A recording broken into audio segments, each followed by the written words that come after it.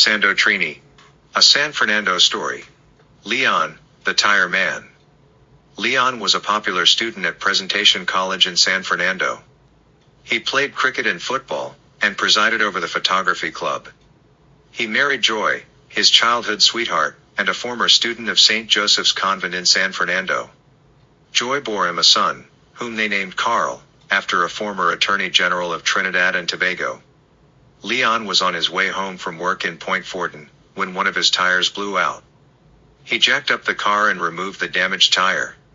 He was struck by an oncoming car as he rolled a spare tire towards the front of the car. Both he and the spare tire were thrown into the bushes at the side of the road. He got up and casually picked up the tire and continued to roll it towards the car. He then collapsed onto the asphalt, and the tire rolled back into the bushes. Onlookers were amazed that he had attempted to continue with his tire change. His last words were that he had to get back home to San Fernando.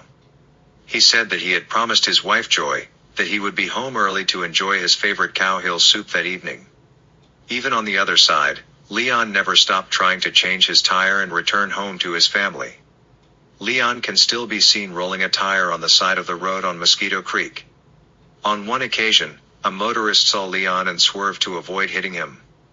The oncoming traffic on the other side of the road made him stay his course. The motorist and his 4 passengers witnessed something which started the legend of the tire man. The automobile ran through the man on the road with the tire. They all braced for the impact, but there was none. The driver looked through his rear view mirror, while the other 4 occupants looked on in shock. They expected to see a body being flung into the air, but the man didn't budge, and the car passed through him. Word got around very quickly among the people of San Fernando. An apparition prowled the road from Other Heat to Mosquito Creek, in the form of Leon. The apparition was nicknamed Leon the Tire Man. There were many more sightings of Leon as the years went by, but one sighting stood out. A man named Patrick had an encounter with the tire man on the creek. Patrick moved to Other Heat where he was known for having too many drinks on Fridays. He was on his way home from Oliver's bar just after midnight, when he encountered a man on the road. Patrick came close enough to the man to see that he was rolling a tire along the side of the road. He asked, "What's happening, partner? Looks like you had a flat. I don't mind helping you to change your tire, if you would give me a ride home." The man replied, "Sure, I'll give you a ride. I sure can use some help." He continued, "I've been trying to get home to my wife and family for some time now, but this tire keeps rolling away from me." Patrick asked, "Where is your car?" The man replied, "You are standing in front of it." "What's the matter with you? You look like you've been drinking. Are you blind too?" Patrick confessed to drinking and said that he wished that he could stop, but he couldn't. He suddenly stumbled and tried to hold on to the stranger for support. Patrick's hand grabbed air. There was nothing solid about the stranger. Patrick rubbed both eyes in disbelief. He became instantly sober. He reached out to touch the stranger again. When his fingers closed on air for the second time, he ran towards Oliver's bar. He screamed loudly, "Oh Lord! Oh Lord! Who is this man? I'll have to stop drinking. I was talking to a Jumbie. A Jumbie." Patrick ran all the way back to Oliver's bar and banged on the door. Oliver shouted from his upstairs window, "Patrick! I will ban you from my place again.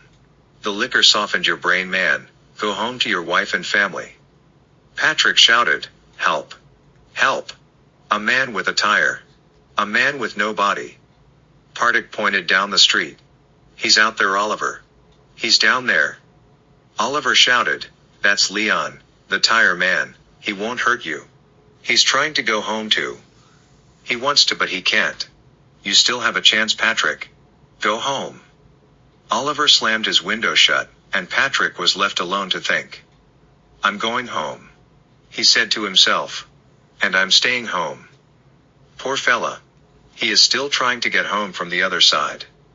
Somehow, Leon's desire helped guide a man back to his family, although he could never get back to his own. Leon was recently sighted by a busload of partygoers who were on their way to a fete in La Brea. He stepped onto the roadway and the bus sped right through him. There were loud screams coming from the passengers in the bus. Leon looked at the bus as it disappeared around a curve. He shook his head, bent forward and rolled his spare tire towards his invisible car. The end.